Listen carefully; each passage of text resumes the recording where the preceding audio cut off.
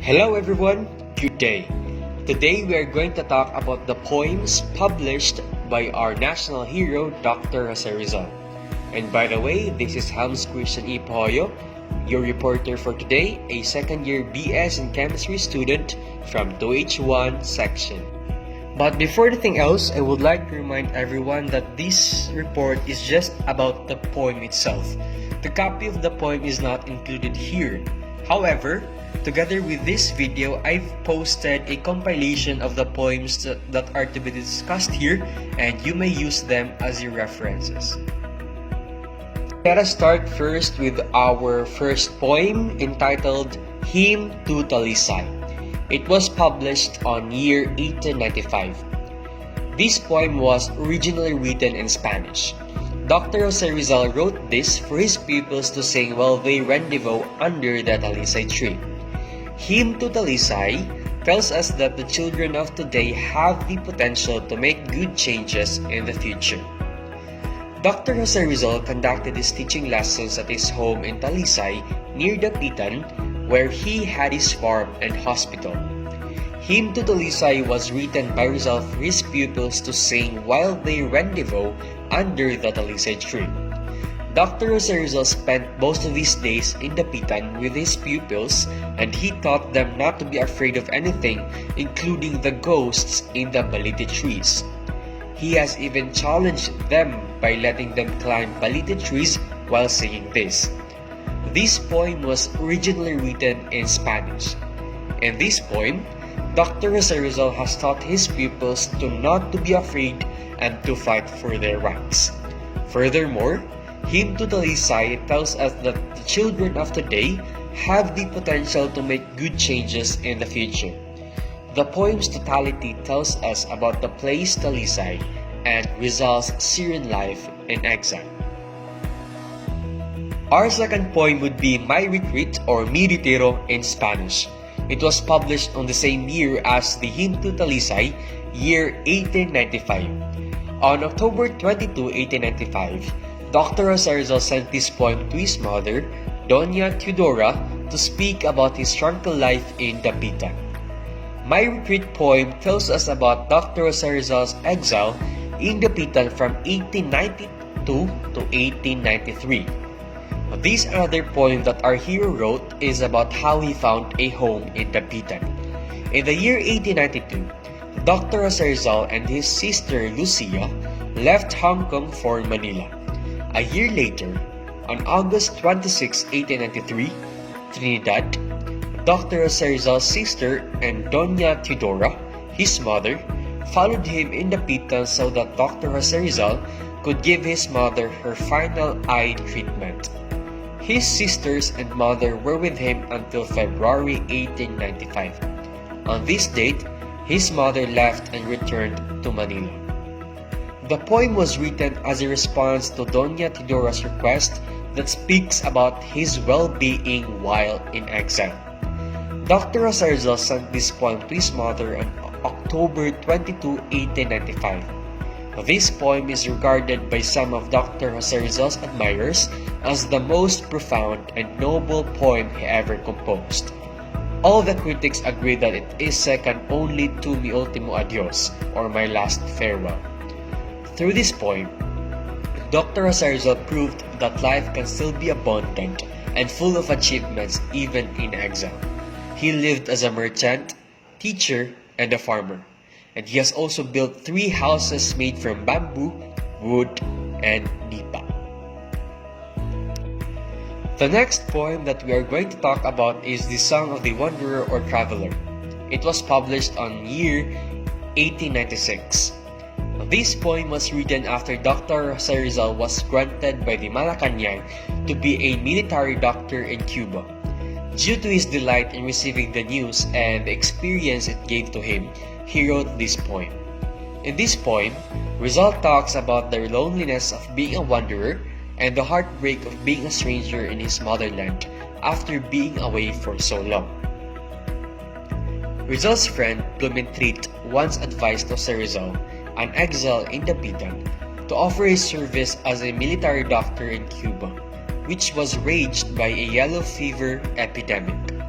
A letter from Governor Ramon Blanco later notified Rizal that his offer was accepted. Knowing that he would be able to travel again to Europe and then to Cuba, his delight in receiving the news led him to writing his El Canto del Viajero, or the Song of the Wanderer or Traveler. Dr. Rizal himself is the focal person of this poem, as a wanderer or traveler. In this poem, he has described the feeling of being a stranger in the land of his birth. Loneliness and having no sense of belongingness are the emotions embedded by him in this poem. The fourth poem that we are going to talk about is the Ultimo Adios, or My Last Farewell in English. It was published on year 1896. This poem reflects the hero's adoration to and patriotism for his country.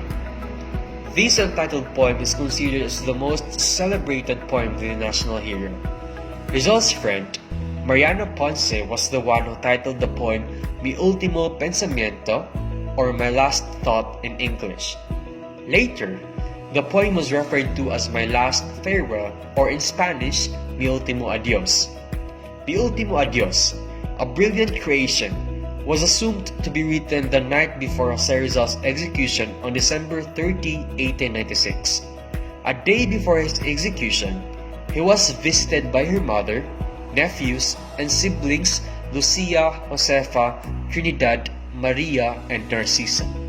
As the dear visitors were leaving, Jose handed over to his sister Trinidad an alcohol cooking stove, which is in Spanish, cocinilla, a gift from the Pardo de Taveras, whispering to her in a language which the guards could not comprehend, that means there is something on it.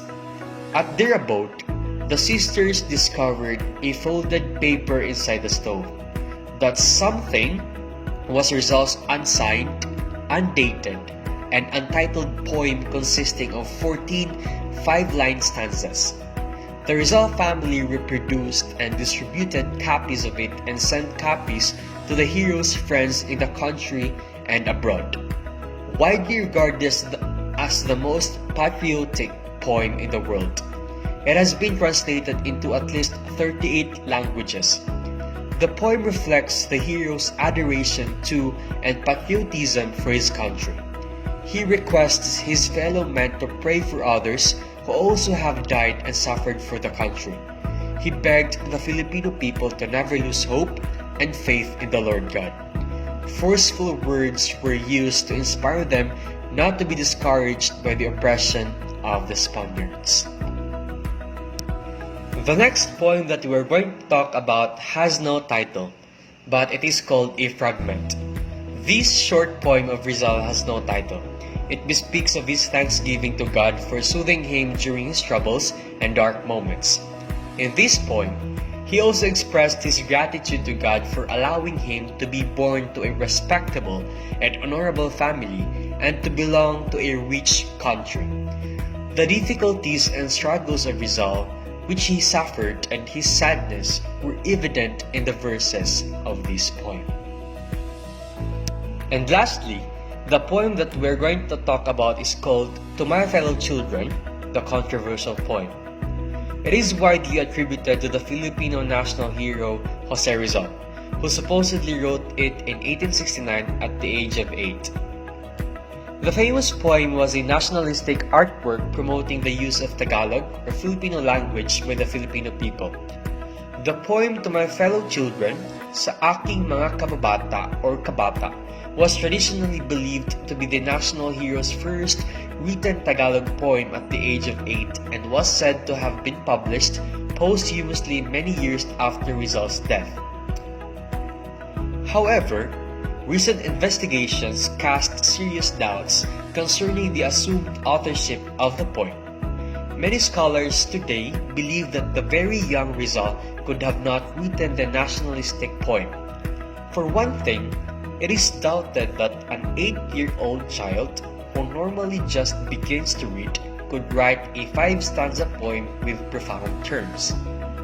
Furthermore, Jose Rizal had preserved correspondence with Pasiano, his brother.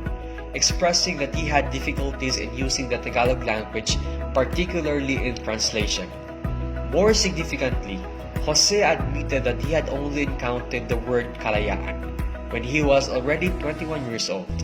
The term kalayaan was used not just once in the poem.